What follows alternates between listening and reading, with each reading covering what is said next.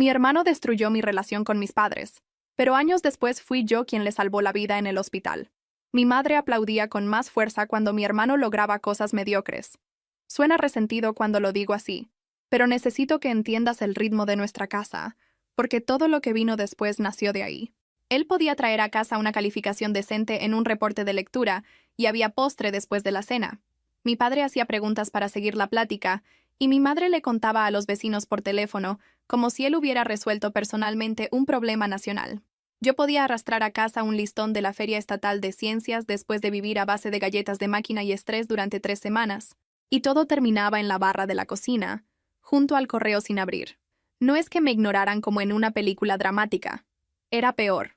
Lo minimizaban. ¡Qué bien, cariño! Mientras alguien ya se estaba volteando hacia él porque tenía una historia graciosa del ensayo o porque su maestro dijo que tenía presencia. Aprendí muy pronto que la presencia y el esfuerzo no valen lo mismo. Hay un recuerdo que todavía puedo sentir en el cuerpo, lo cual es molesto porque he pasado por traumas reales desde entonces, y pensarías que mi cerebro dejaría ir las cosas viejas. Estaba parada en el gimnasio de la escuela bajo unas luces fluorescentes horribles, sosteniendo un listón de segundo lugar y un tablero de espuma que olía a pegamento. Mis padres habían prometido venir después de que terminara la cosita esa del teatro comunitario de mi hermano. Luego mi madre llamó y dijo que se estaba retrasando, y mi padre pensó que sería mejor si se quedaban porque a mi hermano lo pasaron más al frente, y esto podría ser importante para su confianza. Importante para su confianza.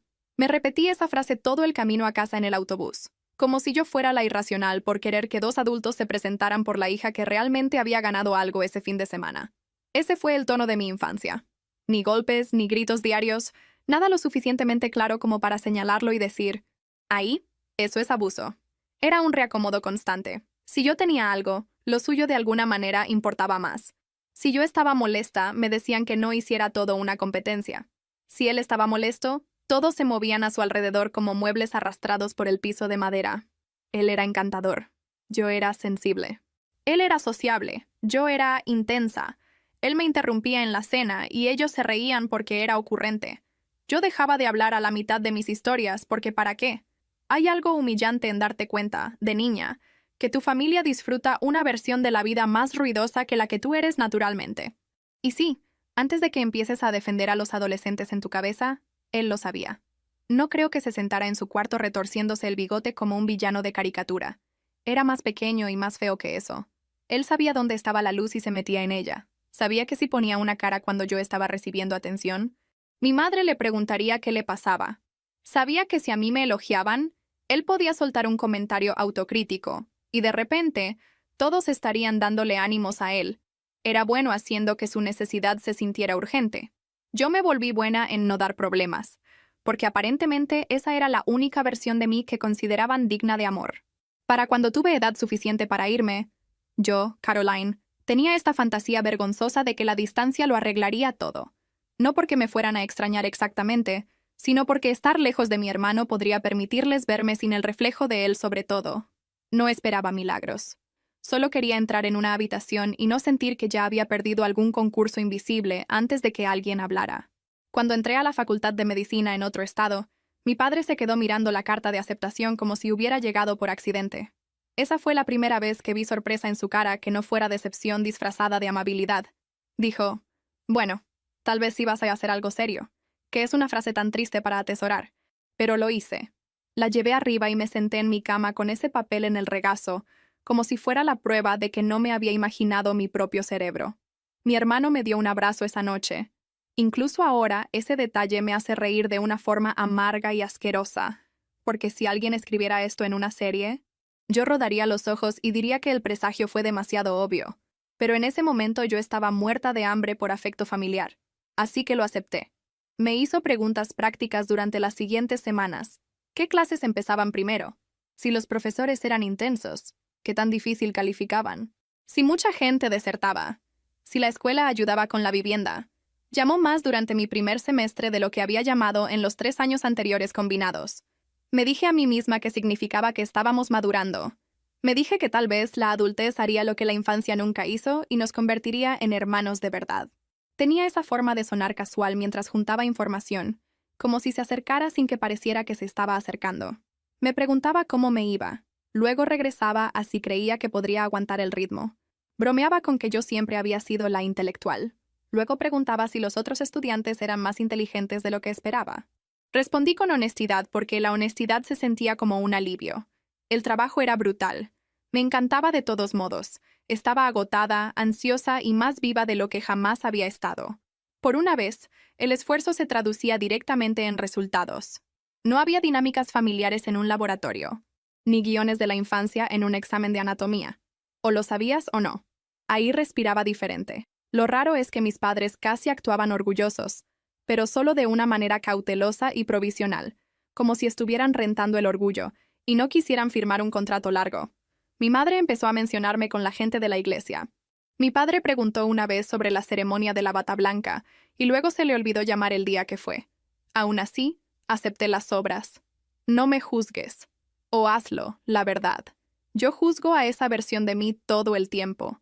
Estaba tan ansiosa por creer que un logro importante podría reescribir todo un sistema familiar. No se puede. Solo les da material nuevo a todos. Mi mejor amigo de la escuela se convirtió en mi verdadero ancla durante esos años. Él era la persona a la que le mandaba mensajes cuando me iba mal en un examen de práctica y la persona que me obligaba a comer algo con nutrientes reales en lugar de sobrevivir a base de galletas rancias y cafeína. Podía hacerme reír cuando estaba a un ataque de pánico de llorar en una escalera. También sabía exactamente cómo funcionaba mi familia, porque se había chutado suficientes llamadas conmigo como para escuchar la versión de antes y después. Yo, animada por 5 minutos porque alguien finalmente sonaba cálido. Luego yo, callada por el pequeño ataque escondido en la conversación. Me dijo una vez, ellos no deciden qué significa tu vida solo porque te enseñaron tu dirección. Escribí eso en la parte de atrás de un cuaderno. Si quieres la versión limpia, aquí es donde la historia debería haberse convertido en un arco de redención. La hija se va de casa, demuestra lo que vale, la familia la respeta poco a poco, el hermano madura. Todos aprenden. Lindo. Perfecto. Pero no fue lo que pasó. Lo que realmente pasó es que la primera vez que mi vida se complicó de una manera que requería confianza, le entregué a mi hermano un arma cargada y le di las gracias por escucharme. Mi tercer año se partió a la mitad por una enfermedad. Mi mejor amigo empezó a sentirse agotado de una manera que no encajaba con el horario que llevábamos. Y al principio ambos lo tratamos como estrés porque eso es lo que hacen los estudiantes cuando sus cuerpos empiezan a dar señales de alarma. Romantizamos nuestro propio agotamiento hasta que un doctor dice algo que cambia el aire en la habitación. Su diagnóstico llegó rápido después de eso. Cáncer avanzado. Sin un camino real hacia la cura.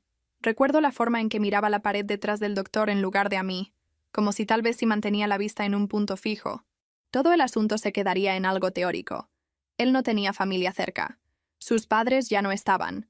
Los parientes lejanos que tenía eran del tipo que publican cosas inspiradoras en Internet y desaparecen cuando la vida se vuelve cara o incómoda. Me tenía a mí. No es una frase poética.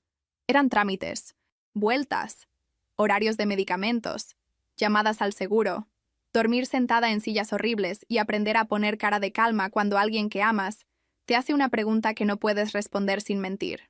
La escuela aprobó un permiso temporal una vez que entregué los documentos. Todo era oficial, estructurado, aburrido incluso en el papel. Una pausa, no un colapso. Puse todo en una carpeta porque aparentemente una parte de mí todavía creía que la evidencia importaba. Antes de hablar con mis padres, llamé a mi hermano. Esa decisión todavía me da ganas de sentarme en el piso y quedarme mirando una pared. Llamé porque estaba cansada y asustada, y porque él había estado tan atento últimamente, que me permití creer que tal vez se había vuelto alguien seguro. Le expliqué el diagnóstico. Le expliqué el permiso. Le expliqué que estaba ayudando con los cuidados paliativos y que no sabía cómo decírselo a nuestros padres de una manera que no terminaran sermoneándome sobre las prioridades. Escuchó en silencio. Incluso sonó amable. Dijo, no les digas hasta que estés lista. Yo no diré nada. ¿Sabes cuando alguien dice exactamente lo que necesitas y todo tu cuerpo se relaja? Eso fue lo que sentí. Un alivio tan estúpido que me dan ganas de sacudir a mi yo más joven por los hombros. Le di las gracias. Lloré después de que colgamos porque pensé, vaya, tal vez así es como se supone que se siente tener un hermano. Alguien que te apoya. Estable. No una competencia. No una trampa. Durante unos días viví dentro de ese error.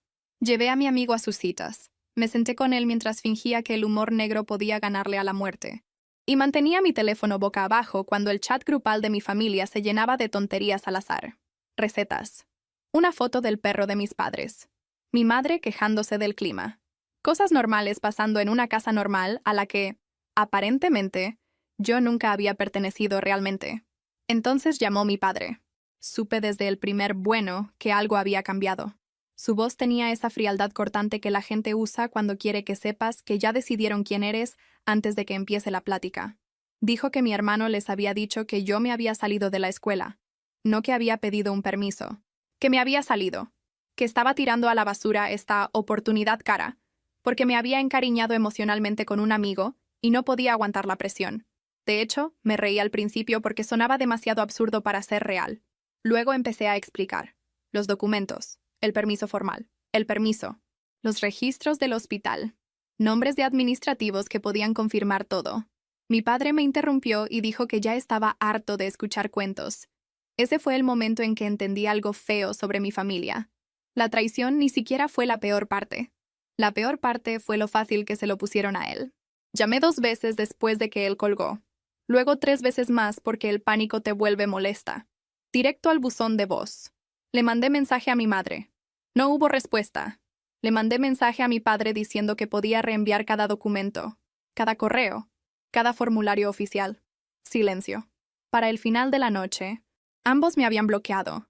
Me enteré de la forma humillante y moderna, donde tus burbujas de mensaje de repente se quedan ahí como muertas y tus llamadas dejan de fingir que podrían entrar. Seguí checando de todos modos, porque la dignidad no siempre está disponible en el momento exacto en que la necesitas. Una semana después, mandé una carta por correo. Larga, organizada, tranquila de una manera que yo definitivamente no estaba. Incluí copias de la aprobación del permiso e información de contacto de la escuela. Expliqué la condición de mi amigo en términos generales porque se sentía mal exponer su sufrimiento privado, pero aparentemente yo todavía estaba dispuesta a usar mi vida como evidencia, en un caso que nadie quería escuchar. El sobre regresó sin abrir con la letra de mi madre en el frente, como si estuviera rechazando publicidad. Me quedé parada en el lobby del departamento sosteniendo eso, y sentí que algo se endureció dentro de mí. Lo intenté una vez más después de eso. Otra carta meses después. Más corta. Menos explicaciones, más humana. Les dije que los extrañaba y que, me creyeran o no, estaba diciendo la verdad. Esa desapareció. Sin respuesta. Sin devolución. Solo se esfumó en ese cementerio silencioso al que la gente manda el amor que estorba cuando quieren la comodidad moral de no haber dicho nada cruel en voz alta. Mientras tanto, mi amigo se estaba muriendo en etapas que se sentían tanto eternas como groseras. No hay una forma elegante de ver a alguien que amas desaparecer por partes. La gente dice cosas como partida y transición, porque el lenguaje directo es feo e injusto. Lo que pasó fue que su cuerpo le falló, poco a poco, y yo seguí ahí porque no había nada más que hacer. Él intentó hacérmelo más fácil, lo cual era algo ridículo que intentara una persona con una enfermedad terminal, pero así era él. Se disculpaba por necesitar ayuda. Se disculpaba por los días malos. Se disculpaba por hacerme faltar a la escuela, como si el problema real en la habitación fuera el horario. La noche que murió, yo era la única persona ahí. Esa frase todavía cae en mí como una olla que se azota. Un monitor se quedó en ese tono constante y terrible, y la habitación cambió de forma. No literalmente, obvio, pero ya sabes a lo que me refiero. De repente todos los objetos se veían demasiado nítidos. La silla, la manta, el vaso con el popote doblado. Sostuve su mano después de que ya no había razón para seguir sosteniéndola, porque soltarla se sentía como aceptar algo con lo que yo no estaba de acuerdo. Después del funeral, encontré una nota metida en uno de mis libros de anatomía. Debió ponerla ahí antes, cuando todavía tenía energía para pequeñas emboscadas de cariño. Decía, termina la carrera. No dejes que nadie más decida cuánto vale tu vida. Me puse a llorar en el piso tan fuerte que me asusté. Luego me levanté y regresé. Todo ese periodo rompió algo dentro de mí, pero no de una manera heroica. No salí transformada y sabia. Me volví funcional. Extremadamente, inquietantemente funcional. Estudié. Regresé a la escuela. Mandaba actualizaciones ocasionales a mis padres porque alguna parte humillante de mí todavía quería dejar un rastro de regreso por si algún día decidían que les importaba. Algunas cartas regresaban sin abrir, otras desaparecían. Me gradué sin ellos. Conseguí mi residencia sin ellos. Aprendí a seguir moviéndome mientras toda una parte de mi vida se quedaba congelada detrás de mí como una habitación con llave en una casa en la que todavía tienes que vivir. La residencia me sentó bien de la manera más enferma posible. Las horas eran brutales, la jerarquía era molesta, y pasaba una cantidad preocupante de tiempo inhalando café mientras caminaba rápido bajo luces fluorescentes, pero al menos las reglas eran honestas. Si un paciente se estaba muriendo, te movías. Si no sabías algo, lo aprendías. Si cometías un error, había consecuencias que tenían nombres y horarios.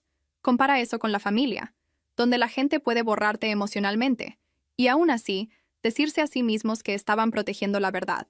Terminé en medicina de urgencias porque, al parecer, a mi sistema nervioso le gusta el caos estructurado. Salas de trauma, turnos nocturnos, decisiones tomadas rápido con suficiente información para mantenerte humilde. Me volví buena para mantener la calma mientras otros entraban en pánico.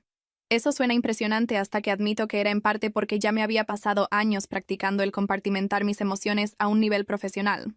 Dame una hemorragia antes que mensajes familiares contradictorios cualquier día. Al menos la pérdida de sangre tiene protocolos. Conocí a mi esposo durante un curso de capacitación. Él no era la persona más ruidosa de la habitación, lo cual ayudó. Yo ya no tenía energía para los encantos. El encanto me recordaba a mi hermano. Mi esposo era gracioso de esa manera seca y discreta que te toma por sorpresa. Hacía preguntas, y realmente escuchaba las respuestas en lugar de esperar su turno para hablar. Cuando le conté pedazos de mi historia familiar, no se apresuró a resolverlo ni dijo todas las cosas reconfortantes y falsas que dice la gente cuando piensa que el perdón es un rasgo de la personalidad. Solo dijo, eso suena muy solitario, y honestamente eso casi me conquistó más que el coqueteo. Me enamoré despacio, que era la única forma en que era capaz de hacerlo. Nos casamos en una ceremonia sencilla con un arco prestado, sillas plegables y un pastel que se inclinaba un poco de un lado. Les mandé una invitación a mis padres aunque ya sabía lo que iba a pasar. Regresó sin abrir. Obvio. Casi había empezado a tratar los sobres devueltos como el clima. No es personal, solo es recurrente. Cuando nació nuestra hija, mandé una foto. Gorrito chiquito, cara hinchada, una perfección ridícula. Metí una nota corta atrás. Tienen una nieta. Está sana. Quería que lo supieran. Ese sobre también regresó, todavía sellado. Desearía poder decir que ese fue el momento en que finalmente me rendí, pero el duelo es pegajoso y la esperanza es vergonzosa. No seguí intentando de ninguna manera dramática después de eso. Solo seguí cargando con el hecho de que existían como una piedrita en el zapato. Lo suficientemente pequeña para ignorarla en los días ocupados. Imposible de olvidar por completo. Por fuera, construí una buena vida. Buen matrimonio, buen trabajo, hipoteca, logística de la guardería, discusiones sobre a quién le tocaba comprar el súper. El tipo de vida por la que la gente común lucha mucho y luego se queja porque el estrés ordinario sigue siendo estrés. No estaba sentada esperando una reconciliación. Estaba viviendo, pero siempre había este tejido de cicatriz debajo de todo. Las fiestas eran lo peor. No porque quisiera recrear la vieja versión de la familia. Para nada. Más bien porque cada día festivo es básicamente una campaña publicitaria nacional sobre la pertenencia, y si tu propia historia con la pertenencia es rara, te puede agarrar desprevenida mientras intentas pelar papas. Pasaron los años.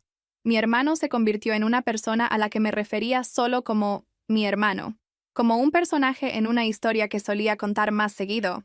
Mis padres se convirtieron en fantasmas con direcciones postales. Yo me convertí en la mujer que podía intubar a alguien con manos firmes, y luego llorar en un estacionamiento porque mi hija hizo un árbol genealógico de papel en la escuela y preguntó por qué su rama tenía menos nombres. Así que cuando entró la llamada una noche y vi su nombre en el tablero de trauma, no se sintió cinematográfico. Se sintió grosero, como si el universo entrara a la fuerza en una habitación que yo finalmente había logrado mantener ordenada. El localizador sonó poco después de la medianoche. Accidente automovilístico, ingresando, trauma abdominal, inestable. Solo otra noche terrible en un trabajo hecho de noches terribles. Estaba a la mitad de tragarme un café horrible de la sala de descanso cuando agarré la hoja de ingreso. Luego vi el nombre y me detuve tan en seco que una de las enfermeras me preguntó si estaba bien. Era mi hermano. Hubo tal vez un segundo, 2 a lo mucho, donde la parte humana de mí y la parte doctora de mí se quedaron frente a frente como extraños en un pasillo. Pude haberme excusado, en teoría. En una situación más lenta, en un universo más conveniente, tal vez ese hubiera sido el movimiento correcto. Pero él se estaba desangrando, Y no hay discurso noble que le puedas dar a una hemorragia sobre los límites personales mientras esperas a que otro médico de guardia baje. Así que dije, yo me encargo, y todo se empezó a mover. Llegó Gris, aturdido y destrozado por el impacto en formas que no voy a describir, porque esta no es esa clase de historia y, honestamente, odio cuando la gente convierte las emergencias en entretenimiento. La versión corta es que estaba muy mal. La versión larga es que mis manos sabían qué hacer antes de que mi cerebro hubiera decidido cómo sentirse. Órdenes, presión, imágenes, sangre, preparación para cirugía, el frenesí controlado de siempre. Todos a mi alrededor veían a una doctora manejando una crisis. Nadie vio a la versión niña de mí parada allá atrás en esa feria de ciencias con un listón en la mano pensando, claro, por supuesto que yo sería la que lo salvara. La reanimación y el traspaso se sintieron eternos. Hubo un tramo donde su presión bajó lo suficiente como para cambiar el ambiente de la habitación. ¿Sabes esa sensación cuando todos se vuelven más silenciosos y más rápidos al mismo tiempo? Eso. Lo estabilizamos, lo sacamos de lo peor y lo transferimos al equipo de cirugía. Me quité los guantes y me di cuenta de que me estaban temblando las manos después del hecho, lo cual siempre es ofensivo de alguna manera. Como si dijera, gracias, cuerpo. Qué buen momento elegiste. Caminé hacia el despachador de agua afuera de recuperación, porque necesitaba un minuto para que nadie me mirara. El agua estaba tibia y sabía ligeramente a plástico. A través del vidrio de la sala de espera vi a mis padres por primera vez en años. Mi madre se veía más pequeña de lo que recordaba, lo cual me dio coraje al instante porque el duelo y la edad no tienen derecho a suavizar lo que la gente hizo. Mi padre todavía se mantenía firme, como si la seguridad fuera una virtud. Tenía una mano en el respaldo de una silla, mirando hacia las puertas del pasillo de la manera en que lo hacen los familiares, cuando están deseando que un extraño profesional salga con mejores noticias de las que merecen. No tenían idea de que yo acababa de ayudar a salvar a su hijo favorito en la sala de trauma. Me quedé ahí más tiempo del que debí, no porque estuviera decidiendo si decirles. Las políticas del hospital y la ética básica les iban a decir. Era más que estaba tratando de alinear las versiones de mí misma necesarias para los siguientes minutos. La doctora que les debía información clara. La hija que ellos borraron. La mujer que no había escuchado a ninguno de los dos decir su nombre en años. Inhalé, exhalé. Me acomodé la filipina como si eso pudiera hacerme ver menos deshecha. Y entré. Mi madre levantó la vista primero. Su expresión cambió en tantas capas y tan rápido que fue casi feo. Alivio porque alguien había salido. Confusión porque conocía mi cara antes de aceptarla. Luego reconocimiento. Luego algo como miedo. Mi padre se levantó cuando entendió lo que estaba viendo, y por un segundo se vio casi avergonzado, lo cual tengo que admitir que me dio un pequeño y desagradable pulso de satisfacción. Así que me presenté con mi nombre completo y título, y les di la actualización como si fueran cualquier otra familia en cualquier otra sala de espera. Estable por ahora. Lesiones internas controladas. Crítico. Pero vivo. Preguntas que podía responder. Detalles que aún no podía prometer. Mi madre susurró mi nombre como si lo estuviera probando después de años de no usarlo. Yo seguí hablando, porque si me hubiera detenido, si hubiera dejado entrar la parte personal demasiado pronto, podría haber llorado o dicho algo por lo que me habrían reportado. Mi padre dijo, hija, con esa voz ronca y tensa que alguna vez me habría destrozado. Esa noche solo me hizo sentir cansada. Mi madre intentó levantarse y casi choca con la silla de atrás. Empezó a disculparse antes de haber formado siquiera una frase completa, lo cual me irritó a un nivel que no puedo explicar del todo. Tal vez porque las disculpas de pánico suelen ser más sobre el que habla que sobre la persona a la que hirieron. Tal vez porque no se había ganado el derecho de saltar directo a la emoción después de saltarse todos los años intermedios. Me mantuve clínica. Les dije que una enfermera vendría por ellos cuando se permitieran las visitas. Les dije que las próximas horas eran importantes. Les dije que no esperar. No respondía a las preguntas personales escondidas en sus caras. Cuando mi madre dijo, no sabíamos, la interrumpí tan rápido que hasta a mí me sorprendió. Dije que eso no era relevante para su estado médico actual y que necesitaba regresar a trabajar. Fría. Lo sé, yo también lo escucho. Pero había un alivio extraño en tener un rol que limitaba lo que tenía que dar. El hospital me dio la estructura que ellos nunca me dieron como familia. En esas paredes no les debía consuelo. Les debía competencia. Pensé que eso sería el final por esa noche. No lo fue. Por la mañana revisé su expediente antes de mi turno y recibí actualizaciones del equipo de trauma, mientras mis padres me rodeaban por la orilla de la habitación, tratando de no parecer gente con un secreto. Él apenas estaba consciente entonces. Aturdido. Pálido. Humano de una manera que yo nunca le había permitido ser en mi cabeza. No un símbolo, no el hijo favorito, solo un hombre herido cuyo cuerpo había recibido un recordatorio abrupto de la mortalidad. Eso también me dio coraje, por raro que suene. No quería que su humanidad llegara ahora como una disculpa tardía del universo. Afuera de la habitación, mi padre me interceptó. Preguntó primero por el pronóstico, bastante sensato. Respondí. Luego empezó con esta explicación torpe sobre historias que mi hermano había contado a lo largo de los años, y cómo le habían creído, y cómo ahora tal vez los habían engañado. Tal vez. Esa palabra casi hizo que me riera en su cara. Le dije que no había ningún tal vez. Ellos habían elegido no verificar nada porque la mentira era conveniente. Se puso rojo de las orejas. Luego dijo la parte que se piensa pero no se dice. Sin querer. Dijo que mi hermano siempre había parecido tan confiable. Como si yo debiera entender. Como si la confianza simplemente hubiera llegado ahí de forma natural y él solo hubiera seguido la probabilidad. La frase se quedó entre nosotros, desnuda y asquerosa. Lo que quiso decir era que yo nunca había parecido lo suficientemente confiable como para merecer que lo comprobara. Se dio cuenta de eso casi de inmediato. Vi cómo se daba cuenta. Ese es el tipo de cosas que la gente llama satisfactorias en las fantasías de venganza. En la vida real se sintió sobre todo triste. Mi madre intentó de nuevo más tarde con una energía más suave, que solía ser su especialidad. No una crueldad abierta. Solo una evasión gentil. Lloró en el pasillo y dijo que había pensado que debía haber algún malentendido, pero que luego había pasado tanto tiempo y no sabía cómo arreglarlo. Le pregunté por qué no había abierto las cartas. Empezó a llorar más fuerte, lo cual no era una respuesta. Me di la vuelta porque sentía que me estaba volviendo grosera de una manera que no me iba a ayudar ni profesional ni personalmente. Pensé que la peor parte sería ver a mis padres. Resultó que la peor parte fue cuando mi hermano despertó lo suficiente como para preguntar por mí por mi nombre. Casi digo que no cuando la enfermera me dijo. No porque le tuviera miedo exactamente, aunque tal vez sí. Más bien porque me había pasado tantos años teniendo conversaciones con una versión imaginaria de mi hermano en mi cabeza, que el real se sentía estorboso. En esas conversaciones imaginarias yo siempre era devastadoramente elocuente, moderada pero letal, tranquila, imposible de ignorar. En la realidad, estaba funcionando con muy pocas horas de sueño, demasiada adrenalina y el tipo de dolor viejo que puede hacerte sonar como si tuvieras 14 años sin importar cuántos tengas en realidad. Se veía deshecho cuando entré. De nuevo, no gráficamente, solo inconfundiblemente mortal. Sondas, monitores, esa palidez de hospital, todo ese paquete que te quita la dignidad y que la enfermedad y las lesiones te dan de a gratis. Intentó sentarse un poco cuando me vio y se quejó. Alguna parte fea de mí pensó, «Qué bueno». Me dio las gracias primero, muy bajito. Dije, era mi turno, lo cual era técnicamente cierto y emocionalmente grosero. Se estremeció de todos modos. Luego hubo un silencio largo, donde se sentía que estaba tratando de decidir cuánta honestidad podía aguantar su cuerpo. Dijo que siempre había sabido que yo era la inteligente. Ojalá pudieras haber escuchado mi reacción interna.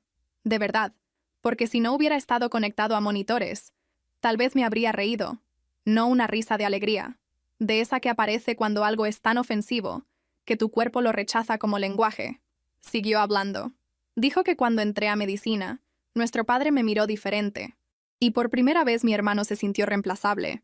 No es que no se sintiera amado exactamente, solo menos central. Dijo que eso lo hizo entrar en pánico. Ahí estaba. No un motivo grandioso, ni herencias, ni dinero, ni un arrebato dramático. Solo pánico. Un hijo favorito sintiendo que el reflector se mueve unos centímetros y decidiendo romper el foco. Intentó plantearlo como una mentira que se le salió de las manos. No lo dejé. Le pregunté si decirle a nuestros padres que yo me había salido de la escuela se suponía que me iba a ayudar. Si dejar que me dejaran de hablar por años también fue un accidente. Lloró entonces, cosa que odié. Lo odié porque me di cuenta de que era real. Y la emoción real es molesta cuando quieres que alguien se quede siendo lo suficientemente plano para despreciarlo sin culpas. Dijo que no esperaba que llegaran tan lejos. Dijo que después de un tiempo no sabía cómo deshacerlo sin exponerse como la razón. Dijo que cada año que pasaba lo hacía peor. Le dije que las invitaciones habían regresado sin abrir. La invitación de la boda. La foto del bebé. Las cartas. Vi cómo procesaba eso como si genuinamente no hubiera entendido la escala de lo que había hecho. Había construido alguna historia donde yo probablemente ya lo había superado. Probablemente había encontrado gente nueva. Probablemente había dejado de importarme. Lo cual, ok, sí encontré gente nueva. Construí una vida. Pero eso no es lo mismo que no estar dañada. Me preguntó si lo odiaba. Fue una pregunta tan infantil que casi me enojó otra vez. El odio es algo demasiado ordenado. Le dije que pensaba en él menos de lo que probablemente merecía y más de lo que yo quería. Le dije que hay heridas que dejan de punzar pero que igual cambian tu forma de caminar. Lloró más fuerte, lo cual no sirvió de nada para ninguno de los dos. Antes de irme, me dijo que lo sentía. No fue un discurso dramático. Solo esas palabras, secas y con miedo. Me quedé ahí con la mano en la puerta y deseé sentirme más grande de lo que me sentía. Deseé sentirme por encima de él, pero sobre todo me sentía cansada, porque las disculpas llegan después del daño como recibos de cosas que nunca quisiste comprar. No lo perdoné. No grité. No le dije que estaba muerto para mí. Solo salí de la habitación y me fui a llenar expedientes, que es tal vez la frase más adulta y deprimente que he escrito jamás. Mis padres pidieron hablar afuera del hospital después de eso, y seguí diciendo que no hasta que el no empezó a sonarme infantil hasta a mí. No es que estuviera mal, solo era repetitivo. Así que acepté 10 minutos en el estacionamiento entre turnos, que es exactamente tan romántico como suena. Concreto, alarmas de coches a lo lejos, aire encerrado y yo sosteniendo un vaso de cartón con café como apoyo emocional. Mi madre trajo una caja. Era una de esas cajas normales de archivo de una papelería, de esas que usas para papeles de impuestos o cosas que no te atreves a organizar. La puso en el cofre de su coche y la abrió como si estuviera manejando explosivos. Adentro estaban mis cartas, cada una de las que no habían abierto. La invitación de la boda. El aviso de graduación. Una carta sobre mi primera semana de residencia. La foto de nuestra hija todavía metida en su sobre. Mi madre empezó a llorar antes de que yo tocara nada. Al parecer, mi madre las había guardado todas. Dijo que se decía a sí misma que las estaba guardando para cuando las cosas se calmaran, que es el tipo de frase que solo puede existir dentro de una casa construida sobre la negación. Habían pasado años. Las cosas no se habían calmado. Ella solo había construido un museo de la evasión en un closet. La noche anterior, después de verme en el hospital y darse cuenta de qué tan real era todo, había abierto la caja y leído todo con mi padre sentado a su lado. No sabía si gritar o reírme. Había algo casi obsceno en verlos llorar por versiones de mí que habían guardado sin abrir durante años. Mi padre agarró una de las cartas y dijo que leyó 3 veces la parte donde describía mi primer día de residencia. Dijo que sonaba emocionada y asustada y orgullosa. Dijo que debió haberlo sabido. Debió. No hay frase que odie más en las pláticas de reparación familiar. Siempre suena a gente aplicando sabiduría de forma retroactiva para poder sentirse honestos sin tener que volver a visitar lo que realmente hicieron. Así que les dije lo que su elección costó en lenguaje sencillo. No fue un discurso, solo hechos. Mi mejor amigo murió y no tuve a nadie de mi casa a quien llamar. Me gradué sin que hubiera familia ahí. Me casé con un buen hombre al que se negaron a conocer. Tuve una hija que se negaron a saber que existía. Cada Navidad tuve que decidir si explicarlos o borrarlos de la conversación. Cada vez que alguien preguntaba por mis padres, tenía que elegir entre la respuesta corta y la humillante. Mi padre intentó tocarme el brazo. Me hice para atrás sin pensarlo. Eso le dolió. Lo vi. Y sí, una parte de mí pensó, qué bueno otra vez. Lo cual sé que no es muy santo de mi parte. No te estoy escribiendo como una santa. Te escribo como soy yo. Luego hicieron la pregunta que yo sabía que venía. ¿Qué podían hacer ahora? Nada, dije. Lo dije literalmente. No había una lista de tareas. Ni un guión de disculpas. Ni un gran gesto atrasado que pudiera convertir los años perdidos en propiedad recuperable. Mi madre empezó a decir que podían intentar, que podían venir de visita, que podían hacer lo que yo necesitara. Mi padre dijo que la gente comete errores. Eso casi acaba conmigo. La gente comete errores cuando olvida cumpleaños o dice algo equivocado en la cena. Esto fue una decisión sostenida ayudada por la flojera, el favoritismo y la cobardía. Se lo dije, no de forma educada. Se quedaron ahí con cara de impacto, como si el lenguaje honesto de mi parte fuera de alguna manera más duro que el silencio que ellos habían elegido de la suya. Finalmente mi madre preguntó si al menos podían saber el nombre de nuestra hija. Les di su nombre y su edad porque negarles datos básicos empezaba a sentirse teatral, y yo estaba demasiado cansada para el teatro. Pero dejé claro que la información no significaba acceso. El acceso era una pregunta aparte, una que no iba a responder en un estacionamiento mientras mi café se enfriaba. Luego me fui. Me subí a mi coche y temblé tan fuerte que tuve que quedarme ahí con las 2 manos en el volante hasta que pasó el temblor. La rabia se ve poderosa desde afuera. Por dentro, a menudo es solo duelo con mejor postura. Durante un tiempo después de eso, mi vida se dividió en carriles absurdos. En un carril yo seguía cubriendo turnos, peleando con el área de facturación, tratando de recordar si nuestra hija necesitaba cupcakes para algo de la escuela. En el otro carril mi familia de repente se había vuelto activa otra vez, como una infección latente que brota cuando mi horario ya estaba lo suficientemente mal.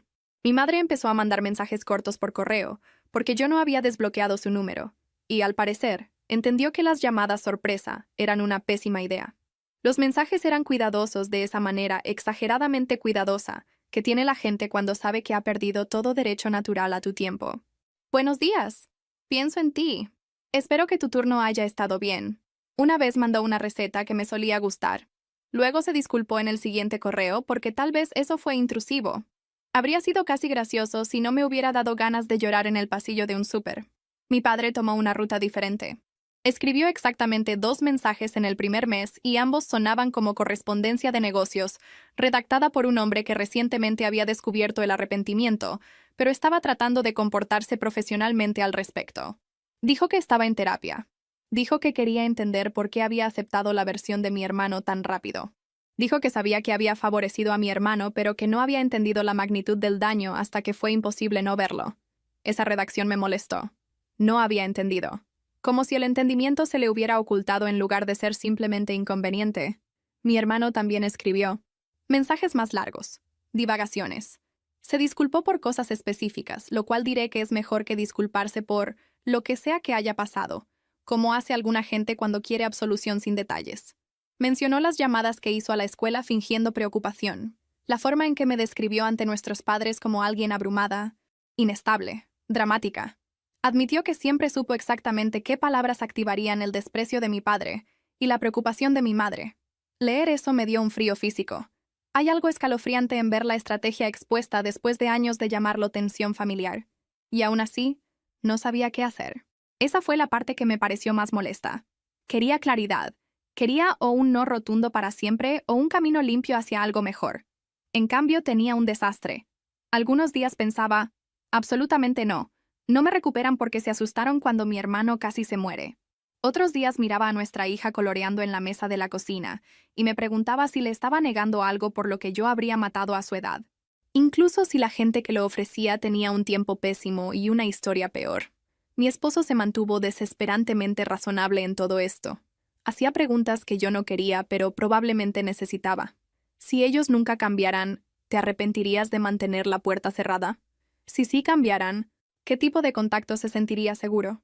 ¿Estás protegiendo a nuestra hija o la estás usando como escudo porque todavía te sientes de 12 años con ellos? Nada de esto era acusatorio, lo cual honestamente lo hacía más difícil. Ni siquiera podía ofenderme con razón. En un momento le grité por estar tan tranquilo. Estaba en el fregadero enjuagando platos y lo acusé de tratar mi vida como un cuaderno de ejercicios de terapia. Dejó el plato, me miró y dijo: «No, la estoy tratando como si importara. Tienes derecho a estar enojada, pero aún así tienes que elegir a propósito». Luego lloré en un trapo de cocina como la adulta estable que pretendo ser en público. Mis padres empezaron terapia familiar sin mí. Esa fue idea de ellos, no mía. Mi padre mandó un correo para decir que no lo hacían por impresionarme, sino porque debieron hacer algo hace años. Rodé los ojos tan fuerte al leer eso que casi me da un tirón, pero también noté que no pidió elogios. Solo me lo contó. Lo cual, curiosamente, cayó mejor. Pasó el tiempo. A mi hermano le dieron el alta. Se mudó a un departamento más pequeño. Luego, contra mis propias expectativas, acepté una sesión de terapia con mis padres. En un edificio de oficinas público, con café mediocre, sin garantía más allá de esa hora. Dije que sí porque la curiosidad y el dolor son primos, y al parecer ambos seguían viviendo en mí. La terapeuta era una mujer con ojos amables y la paciencia despiadada de alguien que ha escuchado cada versión de autoengaño familiar antes del almuerzo. Nos pidió empezar con hechos, cosa que agradecí porque los sentimientos pueden ser manipulados por quien llore primero. Mi padre habló primero. Dijo que había confiado en mi hermano porque mi hermano siempre había parecido directo, mientras que yo a menudo parecía reservada y emocional. Ahí estaba otra vez. La misma jerarquía, solo que con un lenguaje más suave. Mi cuerpo se calentó de inmediato. La terapeuta se dio cuenta y le preguntó a qué se refería con emocional. Él tartamudeó. Independiente. Reactiva. Difícil de leer. En otras palabras, yo no exhibía mi vida interior en formas que lo halagaran a él. Mi madre habló después. Lloró, obvio. No estoy siendo cruel. De verdad lloró. Dijo que había sentido que algo en la historia no cuadraba cuando mi hermano lo contó por primera vez. Dijo que recordaba haber pensado que la explicación del permiso de la escuela sonaba plausible. La terapeuta le preguntó qué hizo con esa duda. Mi madre miró su regazo por tanto tiempo que la habitación se puso rara. Finalmente dijo que no hizo nada. Mi padre de hecho se volteó a verla como si nunca hubiera escuchado eso antes. Tal vez no. Al parecer, el matrimonio sigue siendo un paisaje emocionante de información oculta, incluso después de décadas. ¿Quién sabe? La terapeuta preguntó por qué no hizo nada. Mi madre dijo que porque si comprobaba y yo estaba diciendo la verdad, entonces tendría que enfrentar no solo ese momento, sino años de cómo habían funcionado siempre las cosas en nuestra casa. Tendría que admitir que sabía que mi hermano absorbía más protección y atención. Tendría que admitir que a mí me tradujeron como la fuerte, siempre que era conveniente descuidarme. Dijo que se sentía más fácil creer la versión donde yo era el problema. Eso dolió. No porque fuera nuevo, exactamente. Había sabido alguna versión de eso por años. Pero escucharla decir en voz alta que prefería la historia donde yo era el problema porque la historia real la acusaría a ella, eso pegó diferente. La terapeuta se volteó hacia mí y me preguntó cómo me sentía escuchando eso. Dije, como si me estuviera manipulando a alguien que finalmente se aburrió y leyó el guión en voz alta. La terapeuta casi sonrió. Mi padre definitivamente no. Empezó a disculparse entonces, pero lo que importó más fue que estaba sacudido de una forma real, no devastado de forma actuada, solo desorientado. No dejaba de preguntarle a mi madre por qué no había dicho nada de esto antes. Yo quería gritar que ese era exactamente el problema. Él actuando como si solo hubiera estado mal informado cuando la verdad había estado sentada en la casa con él todo el tiempo. En cambio dije lo que realmente necesitaba decir. Les dije a ambos que los años después de que me dejaron de hablar no fueron una pausa. Fueron mi vida. La muerte de mi amigo pasó en esos años.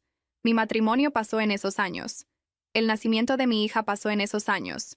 No les faltaba un capítulo. Se perdieron el libro entero. Nadie tuvo una respuesta ingeniosa para eso, que fue honestamente la mejor parte de la sesión. Cuando terminó, mi madre preguntó si podíamos tener otra. Dije que tal vez. Ese tal vez no era amabilidad, era exactitud. Afuera en el estacionamiento, mi padre dijo que no sabía si alguna vez le creería, pero que estaba empezando a entender cuánto de nuestra familia dependía de que yo aceptara menos para que todos los demás pudieran sentirse cómodos. Eso fue probablemente lo más honesto que me había dicho en la vida. Le dije que el entendimiento llegaba tarde. Dijo que lo sabía. Y porque la vida real es grosera, pasé de esa conversación directo al trabajo, donde un hombre se había cortado la mano tratando de abrir una pizza congelada y quería discutir conmigo sobre las puntadas. Nada restaura la perspectiva como la estupidez ordinaria después de una devastación emocional.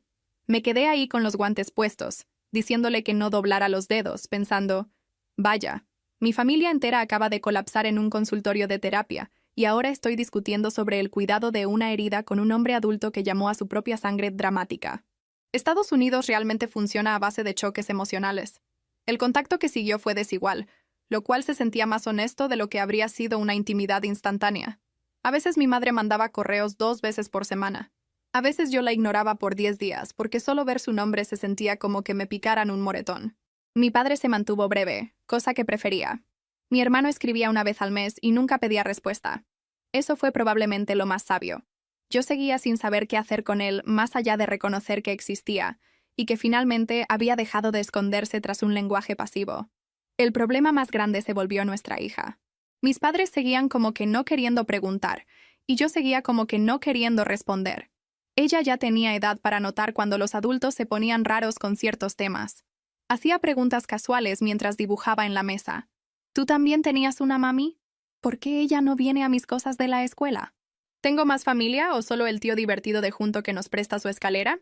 Los niños hacen eso de que se tropiezan con la mina cargada y luego te miran con un crayón en la mano. No quería alimentarla con un cuento de hadas. Tampoco quería soltarle traiciones de adultos a una niña que todavía pensaba que perder un zapato en el recreo contaba como una catástrofe. Así que le conté una versión simple.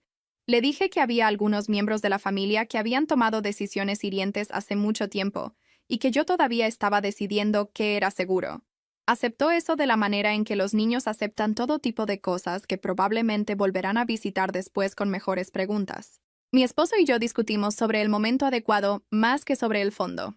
No fueron peleas a gritos, más bien debates agotados en la cocina mientras la lonchera de alguien se secaba en la barra.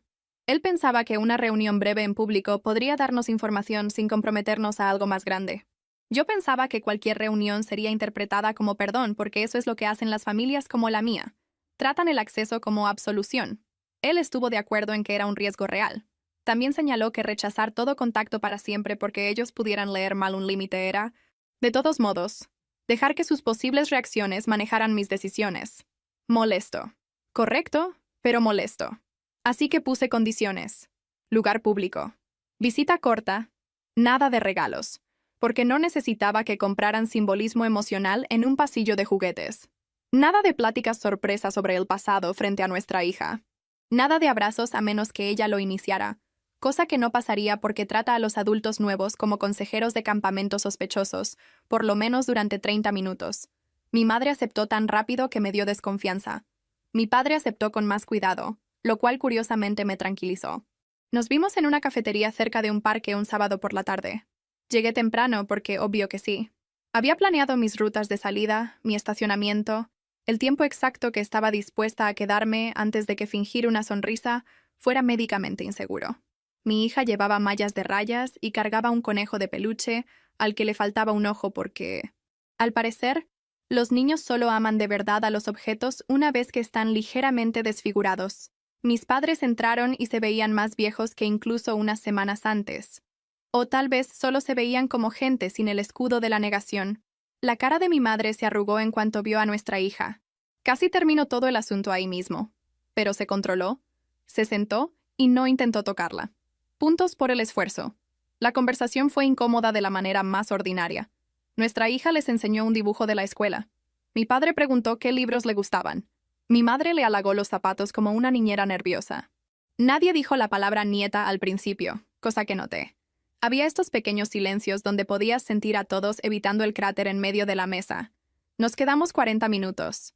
No fue terrible, no fue sanador, solo fue real. Cuando nos fuimos, mi madre me dio las gracias como si le hubiera dado oxígeno. Asentí, y dije que estaríamos en contacto si y cuando estuviéramos listos. Luego abroché a nuestra hija en su silla del coche con las manos temblando, y me quedé sentada en el frente mirando el parabrisas hasta que mi esposo me pasó una servilleta en silencio. Porque al parecer hasta los encuentros neutrales te pueden dejar seca cuando la gente frente a ti alguna vez vivió dentro de todo tu sentido de hogar. Después de esa primera reunión, todos querían que les diera un significado de inmediato. No de forma agresiva, más bien de esa forma espantosa y esperanzada que te hace sentir como villana por tomarte tu tiempo. Mi madre mandó un correo de agradecimiento que parecía que había revisado 6 veces para quitarle cualquier cosa demasiado emocional. Mi padre escribió que ver a nuestra hija le había hecho darse cuenta de cuánta vida se habían perdido, lo cual, sí, obvio. Mi hermano no mencionó la reunión para nada. Eso fue probablemente lo más inteligente que hizo ese año. El problema de dejar entrar a la familia distanciada, aunque sea por una rendija, es que traen su clima viejo con ellos. Empecé a tener sueños de estrés otra vez, no pesadillas dramáticas. Solo de esas banales y agotadoras donde trataba de llegar hasta algún lugar importante, mientras mi casa de la infancia seguía añadiendo pasillos. Me puse irritable en el trabajo. Lloré cuando en el súper no había la forma de pasta que le gustaba a nuestra hija. Me peleé por una tontería con mi esposo sobre si se le había olvidado mandar un pago de servicios, y a la mitad me di cuenta de que no me importaba el recibo para nada. Me importaba que el contacto con mi familia me hacía sentir vulnerable, y lo odiaba. Así que me alejé. Menos respuestas. Más tiempo entre visitas. Solo hubo 2 más en los siguientes meses. Ambas en público, ambas cortas. Mis padres se portaron bien, lo cual suena como una meta muy baja porque lo es. Pero la constancia después del daño importa en formas humillantemente básicas. Mi madre dejó de buscar afecto y empezó a responder preguntas simples con honestidad cuando yo las hacía. Mi padre dejó de explicarse tanto y empezó a escuchar más tiempo. De nuevo, meta baja. Aún así, notable. Mi hermano intentó contactarme unas cuantas veces después de eso. Mensajes breves, palabras cuidadosas. Yo lo mantuve al mínimo. Finalmente escribió que entendía si estar cerca de él complicaba mi capacidad de ver a nuestros padres por separado. Eso fue considerado de una manera que yo nunca habría predicho. Cuando llegué a casa esa noche, mi hija estaba dormida con un solo calcetín puesto y su conejo bajo la barbilla, y mi esposo estaba medio viendo algún programa ridículo de renovación de casas. Le quitó el sonido a la televisión y preguntó, ¿qué tan mal? Me senté en el sillón y dije, molestamente humano. Él se rió, luego me abrazó. Esa frase se convirtió en mi clave para todo el asunto después de eso. Porque los monstruos son más fáciles. Los seres humanos que hicieron cosas terribles por razones humanas son mucho más difíciles de clasificar. Llegó el invierno y con él el trabajo lento y raro de decidir qué dejar de cargar. Eso suena sospechosamente sabio, así que deja que lo haga más feo. Yo seguía enojada. Todavía tenía momentos en los que un recuerdo al azar de mi madre no presentándose o de mi padre llamando a mi hermano sólido me lanzaba a una rabia silenciosa mientras doblaba camisetas chiquitas. Pero la rabia estaba cambiando de temperatura. Menos incendio forestal, más brasas, más fácil de sostener sin quemar todo mi día. Mis padres siguieron yendo a terapia. Lo sé porque me lo contaron, pero también porque su comportamiento había empezado a perder esa cualidad desesperada de buscar el perdón. Mi madre ya no trataba cada respuesta mía como un milagro.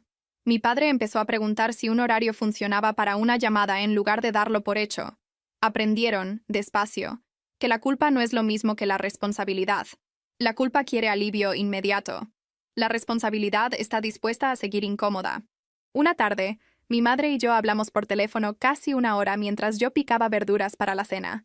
Un escenario de reconciliación muy glamuroso. Me contó cosas de su infancia que nunca había escuchado. No como una excusa, más bien como un contexto que había evitado toda su vida porque el contexto conlleva el riesgo del autoconocimiento. Dijo que ser pasada por alto en su propia familia la había hecho aferrarse al hijo que pareciera más fácil de mantener cerca, y mi hermano siempre había tocado la cercanía como un instrumento. Le pregunté por qué eso no la hizo protegerme más a mí. Se quedó callada y dijo que porque yo parecía que sobreviviría. Esa frase todavía me dan ganas de aventar un tenedor. Los niños que parece que van a sobrevivir siguen siendo niños, pero al menos lo dijo claramente. El progreso de mi padre fue menos emocional y, por lo molesto que sea, tal vez más útil. Empezó a nombrar momentos específicos. Interrupciones en la mesa. Eventos escolares perdidos. La forma en que elogiaba a mi hermano en público y a mí en privado, si es que lo hacía, porque pensaba que el elogio público me haría arrogante y a mi hermano lo mantendría motivado. Esa extraña estrategia de gestión aparentemente había gobernado nuestra casa por años. Lo dijo en voz alta y luego dijo, suena de locos cuando me escucho decirlo. Correcto. La decisión más difícil fue si dejar que mis padres pasaran tiempo con nuestra hija sin que yo estuviera pegada ahí. Mi respuesta fue un no, por mucho tiempo. No porque pensara que la dañarían, más bien porque no confiaba en la gravedad de la familia vieja. No quería que ella me viera hacerme chiquita en su presencia y aprendiera eso como algo normal. Finalmente, después de suficientes meses estables y suficientes pláticas con mi esposo, acepté algo pequeñito. Podían ir a una feria de primavera de la escuela donde habría multitudes, ruido, salidas y exactamente 0 oportunidades para monólogos emocionales. Llegaron temprano. No llevaron regalos. Siguieron cada límite. Mi hija dejó que mi madre le ayudara en un juego de aventar saquitos, y luego se fue inmediatamente porque los niños son pequeños dictadores del ritmo emocional. Mi padre compró limonada para todos y no intentó convertirlo en simbolismo. Aguantamos 1 hora y media. Después, me senté en mi coche y me di cuenta de que solo había pasado parte del tiempo en alerta. El resto me la pasé viendo a mi hija reír. Eso se sintió significativo, aunque no redentor. No nos emocionemos de más. Lo que más me sorprendió fue que mi hermano se mantuvo lejos a menos que fuera invitado. Nada de apariciones dramáticas. Nada de presionar. Mandó un mensaje por correo una vez diciendo que entendía si estar cerca de él complicaba mi capacidad de ver a nuestros padres por separado. Eso fue considerado de una manera que yo nunca habría predicho. Infuriantemente maduro. Al parecer, el desastre más la terapia a veces puede producir crecimiento, lo cual es grosero pero cierto. Para la primavera, el contacto con mis padres se había convertido en algo que yo elegía caso por caso en lugar de algo que me pasaba a mí. Esa distinción importó más de lo que esperaba. No hubo un punto mágico donde desperté sanada. Nada de música de fondo. Nada de un final de película de Navidad donde todos se entienden mientras se pasan el puré de papa. Sobre todo hubo mensajes, visitas incómodas, pausas largas, honestidad ocasional, y la necesidad constante de decidir qué era mío para reabrir y qué era mío para dejar cerrado. Mi hermano y yo nos quedamos como lo menos resuelto. A veces pasaban meses sin contacto. A veces él mandaba una actualización breve sobre su salud o su terapia, y yo respondía con una frase porque una frase era lo que tenía. No lo invité a la vida de nuestra hija de inmediato. Necesitaba espacio para entender si estaba restringiendo el acceso por sabiduría o simplemente manteniendo el patrón familiar a la inversa. Finalmente, después de un año entero de que él no presionara, no manipulara, no triangulara a través de nuestros padres, acepté verlo en un parque mientras nuestra hija jugaba cerca con mi esposo. Fue incómodo. Obvio que sí. No llevó nada más que a sí mismo, lo cual fue inteligente. Le preguntó a nuestra hija sobre la resbaladilla. Ella lo ignoró para explicarle sobre un bicho que se había encontrado en el pasto. Él escuchó, sin actuar, sin intentar volverse el favorito en 10 minutos. Vi cómo se esforzaba por no sobrecompensar, y contra toda lógica, lo respeté. Luego se disculpó otra vez, pero diferente esta vez. No por haber sido atrapado, no por las consecuencias, por haberme seleccionado a mí como el lugar donde su miedo caería porque siempre se había esperado que yo absorbiera lo que la familia no quería manejar. Esa disculpa importó más porque nombró la estructura, no solo el evento. ¿Lo perdono? No lo sé. La gente trata el perdón como un interruptor que prendes para demostrar tu calidad moral. Creo que es más como el desgaste por el clima. Algunos días la rabia vieja apenas se siente. Algunos días recuerdo la foto del bebé sin abrir y tengo que soltar el teléfono antes de decir algo venenoso. Lo que sí sé es que dejé de organizar mi vida interior alrededor de la pregunta de si merecían otra oportunidad.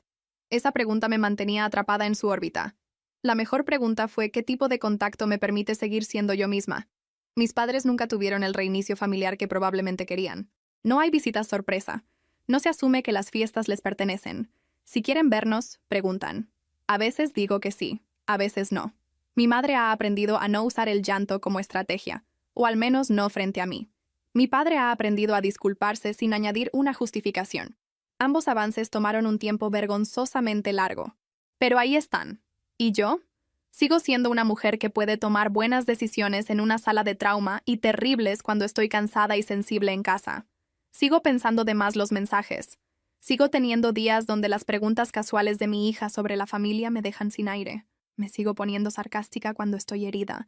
Y a veces todavía quiero la versión imposible de la reparación donde el pasado se vuelve lo suficientemente pequeño para pasarlo de un salto. Esa versión no existe.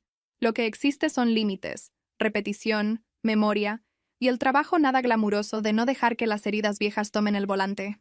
Hace unas semanas mi hija tuvo que hacer otro árbol genealógico para la escuela. Se sentó en la mesa de la cocina con marcadores regados por todos lados, narrando cada rama como una pequeña jefa de proyecto. Preguntó si debía poner a mis padres. Me congelé medio segundo, luego dije, «Puedes si tú quieres». Lo hizo. Luego añadió el lado de mi esposo, a sus vecinos que adora, a una maestra y a nuestra niñera de edad avanzada que le da galletas extra a escondidas.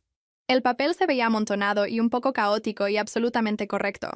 Eso podría ser lo más cercano al cierre que tengo. No es una reunión. No es justicia en un sentido dramático o de película. Solo el hecho de que la forma de la familia en la hoja de mi hija era más grande que las personas que alguna vez intentaron definir la mía. Mis padres están ahí ahora, sí, pero no en el centro. Mi hermano es una rama, no el tronco. Ya nadie logra construir toda la estructura alrededor de la necesidad de él. Cuando pienso en esa versión más joven de mí, parada sola en un gimnasio escolar con ese listón estúpido y ese tablero de espuma, no quiero decirle que todo sale bien, porque eso sería una mentira. Y honestamente, un poco insultante. Todo no sale bien. Algunas cosas se quedan dañadas. Algunas pérdidas se quedan como pérdidas. Pero le diría esto. Un día dejas de esperar a que ellos te vean correctamente antes de empezar a organizar tu vida alrededor de lo que es real. Y una vez que eso pasa, la historia sigue doliendo. Pero finalmente te pertenece a ti. En fin, ese es el desastre. Sin final perfecto. Sin discurso inspirador. Solo yo, en mi cocina, después de un turno largo, contándote la verdad mientras el lavaplatos suena y mi teléfono se queda boca abajo por una vez. Lo cual, dado de dónde empecé, es en realidad más paz de la que jamás esperé.